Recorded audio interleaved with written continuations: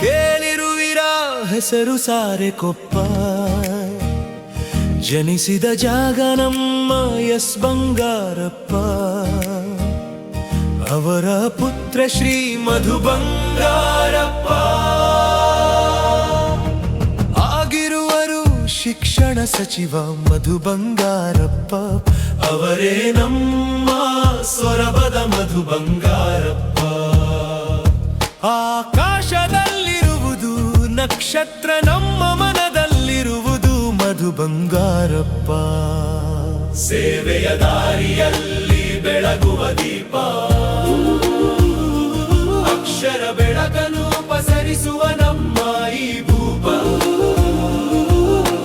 ನಂಬಿಕೆಯ ಧ್ವನಿಯು ಅವರದೇ, ಹೋರಾಟದ ಶಕ್ತಿಯು ಅವರದೇ, ಜನರ ಕನಸಿಗೆ ಆಸರೆ ನೀಡುವ ನಮ್ಮ ಪಾಲಿನ ದೊರೆಯುವ ಜನರ ಬೆಳಕಿನ ನಂಬಿಕೆಯ ದೀಪ. ಶಿಕ್ಷಣದ ದಾರಿಯಲ್ಲಿ ತಂದರು ಹೊಸ ರೂಪ.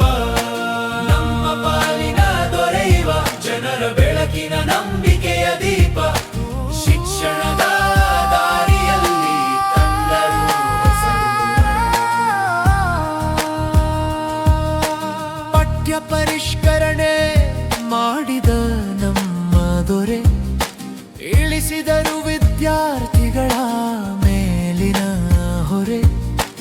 ಮಕ್ಕಳ ಭವಿಷ್ಯ ರೂಪಿಸಲು ಕನಸುಗಳನ್ನು ಹೊತ್ತರು, ಹೊತ್ತ ಹೊರೆಯನ್ನು ನಿಧಾನವಾಗಿ ಸಾಗಿಸಿದರು.